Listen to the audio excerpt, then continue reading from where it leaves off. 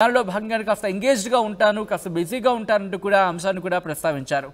In fact దీనికి సంబంధించి ఇంకా మాట్లాడుకునే ప్రయత్నం చేస్తున్నప్పుడు అంటే సిఆర్పిసి సెక్షన్ 41A కింద నోటీసులు ఇవ్వడం సబబు కాదంటూ కూడా లెక్కలో ప్రస్తావించారు.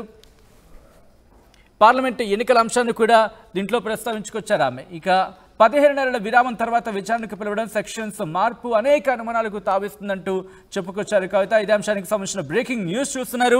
ఒకసారి కవిత రాసిన లేఖలో అంశాలని కనుక ఒకసారి చదివి వినిపించే ప్రయత్నం చేసినప్పుడు ఇన్ఫాక్ట్ చాలా లెంతీగా ఉందని చెప్పుకోవాలి. దాంట్లో కాస్త ఇంట్రెస్టింగ్ అంశాల గురించి కూడా మాట్లాడుకునే ప్రయత్నం చేద్దాం. ముందుగా అప్డేట్స్ చేసుకునే ప్రయత్నం చేద్దాం. మా ప్రతినిధి మధు దగ్గరికి వెళ్దాం. ఇంకా లేఖలు ఎటువంటి అంశాలను ప్రస్తావించారో తెలుసుకునే ప్రయత్నం చేద్దాం. ఆ తర్వాత దీంట్లో కొన్ని కీలకమైన అంశాల గురించి మాట్లాడుకునే ప్రయత్నం చేద్దాం. ముందుగా మధు, సిబిఐకి లేఖ రాశారు కవిత. ఆ లేఖలో కొన్ని అంశాలను ప్రస్తావించారు. ముఖ్యంగా 41Aని ఉపసంహరించుకోవాలంటూ చెప్పుకొచ్చారు. దాంతోపాటు 160 సెక్షన్ 160కి సంబంధించి కూడా లేఖలో ప్రస్తావించారు కవిత. సో ఇంకా ఎటువంటి అంశాలను ప్రస్తావించారు మధు? ఎగ్జాక్ట్లీ, అంటే ఊహించిన రకంగానే కవిత రిప్లై ఇచ్చారు. ఎందుకంటే గతంలో కూడా సిబిఐ ఈ రకంగా విచారణకు హాజరు కావాలనేటువంటిది అప్పుడు 160 సెక్షన్ 160 కింద నోటీసులు జారీ చేశారు గతంలో. సో అప్పుడు కూడా కవిత ఆమెకు అనుకూలంగా, అంటే ఒక మహిళగా డైరెక్ట్ గా అక్కడికి నేను హాజరు కాలేను, మీరు ఇంటికి రండి, ఇంటి దగ్గర అయితే నేను సమాధానం చెప్పగలుగుతాను అనేటువంటి డేట్స్ కొంచెం అడ్జస్ట్మెంట్ అయిన తర్వాత ఇంటి దగ్గరికి సిబిఐ అధికారులు వచ్చారు. ఇంట్లోనే ఆమె సమాధానం చెప్పింది వాళ్ళు ప్రశ్నించినటువంటి ప్రశ్నలకు. ఇప్పుడు కూడా వచ్చినటువంటి నోటీసులకు రెస్పాండ్ అయ్యారు. నేను రాలేను 26వ తారీఖు, అంటే రేపు విచారణకు హాజరు కాలేను, వ్యక్తిగత తర్వాత రాజకీయ పరమైనటువంటి పార్టీ పరమైనటువంటి ప్రోగ్రామ్స్ షెడ్యూల్ బిజీ ఉంది, ఆ రోజు ముందే ప్రోగ్రామ్ షెడ్యూల్ ఉంది కాబట్టి రాలేనంటూ లేఖ రాశారు. 41A కింద సిఆర్పిసి సెక్షన్ కింద అయితే నోటీసులు ఇచ్చారో దానికి సంబంధించి అది కరెక్ట్ కాదు, ఆ రకంగా నోటీస్ ఇవ్వడం అంటూ మెన్షన్ చేశారు. ఇందులో ఎందుకు కరెక్ట్ కాదు అనేటువంటిది మెన్షన్ చేశారంటే ఆల్రెడీ ఈడీ ఎన్ఫోర్స్మెంట్ డిపార్ట్మెంట్ ఏదైతే ఉందో డైరెక్టరేట్, వాళ్ళు ఆల్రెడీ ఇదే అంశం పైన విచారణకు పిలిస్తే సుప్రీంకోర్టును ఆశ్రయించారు కవిత. సుప్రీంకోర్టులో దానికి సంబంధించి స్టే ఇచ్చారు. సో తదుపరి విచారణ జరిగి తీర్పు వచ్చేంత వరకు కవితను విచారణకు పిలవద్దు అనేటువంటిది ఆ సుప్రీంకోర్టులో ఉన్నటువంటి నిర్ణయం, సుప్రీంకోర్టు ఇచ్చినటువంటి నిర్ణయం. కాబట్టి అది ఈడీకి మాత్రమే కాదు, ఎలాంటి విచారణకైనా కూడా అది వర్తిస్తుంది. సో సిబిఐకి సంబంధించినటువంటి విచారణకు మీరు పిలిచారు, మీకు కూడా వర్తిస్తుంది.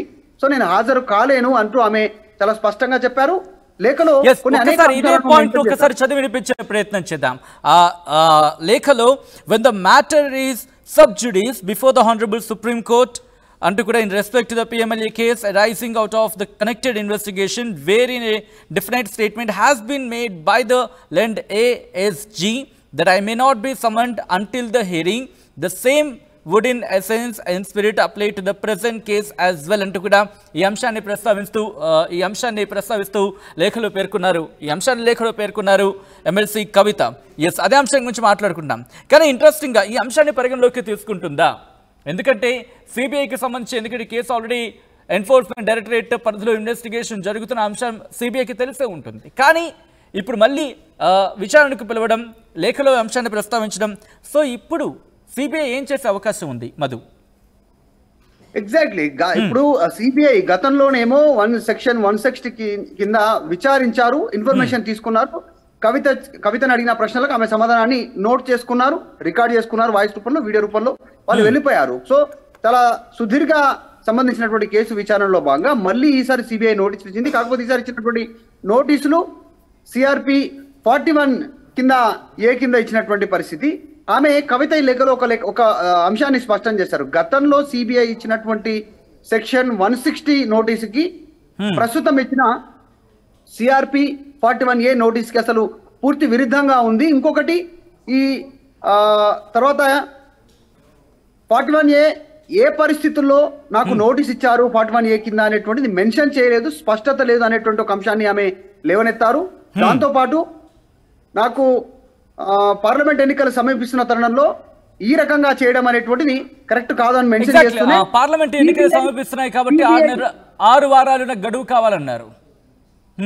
అది మెన్షన్ చేస్తూనే సిబిఐ చేస్తున్నటువంటి ఆరోపణలో నా పాత్ర లేదు, పైగా కేసు కోర్టులో పెండింగ్ లో ఉందనేటువంటి అంశాన్ని ఆమె తెరపైకి తీసుకొచ్చే ప్రయత్నం చేస్తా ఉన్నారు. ఎందుకంటే ఈడీకి సంబంధించి విచారణ సందర్భంగా ఆమె సుప్రీంకోర్టుకు వెళ్లారు, అక్కడ పెండింగ్ ఉంది కాబట్టి సిబిఐ ఆరోపణ చేస్తున్నట్టు నా పాత్ర లేదని చెప్పారు. ఎందుకంటే ఈసారి సిబిఐ చాలా స్పష్టంగా నిందితురాలిగా కవితను చేర్చారు. సో ఈ కేసులో కవితకు సంబంధం ఉంది, నిందితురాలుగా కవితను చేర్చినటువంటి పరిస్థితి ఉంది ఈ కేసులో. కాబట్టి ఆమె ఇది కూడా అంశాన్ని కూడా కోట్ చేశారు.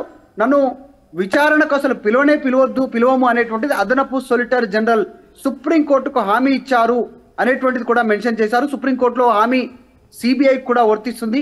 ఈ అంశాన్ని ఒకటి మెన్షన్ చేశారు. గతంలో హైదరాబాద్ లో సిబిఐ బృందం నా ఇంట్లో అన్ని క్వశ్చన్స్ కి వాళ్ళు అడిగినటువంటి అన్ని క్వశ్చన్ కు విచారణకు సందర్భంగా నియమ నిబంధనలకు కట్టుబడి నేను అన్ని ప్రశ్నలకు సమాధానం ఇచ్చాను, బాధ్యతగా వ్యవహరించాను.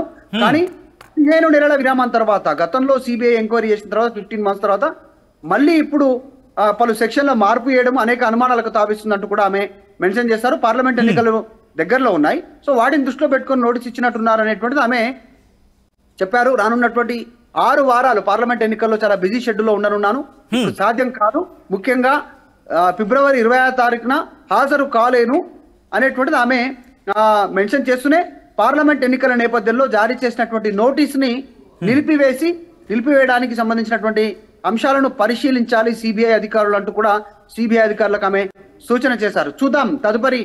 కానీ ఇంట్రెస్టింగ్ ఇక్కడ ఒక మరొక పాయింట్ నేను ఇక్కడ చదివినిపించే ప్రయత్నం చేద్దాం వ్యూవర్స్ కి. However, should your good self require me to answer any queries or questions or to seek any information from me, I shall be always available to appear before your good self through any virtual mode. The details, particulars and timings whereof may be sent to me in advance. మీరు ముందుగా కనుక నాకు పంపిస్తే virtual మోడ్లో అంటే virtual విధానం ద్వారా మీరు అడిగిన క్వశ్చన్స్ కావచ్చు, లేకపోతే మీరు అడిగే సమాధానాన్ని పంపించడానికి, మీరు అడిగే ఆ సమాచారాన్ని పంపించడానికి నేను సిద్ధంగా ఉన్నాను వర్చువల్ మోడ్లో అంటూ చెప్తున్న పరిస్థితి. అంటే రాలేను అంటున్నారు, కానీ వర్చువల్ మోడ్లో కనుక నేను హాజరు కాగలను ముందుగా చెబితే. సో దీనికి సిబిఐ యాక్సెప్ట్ చేసే అవకాశం ఉందా?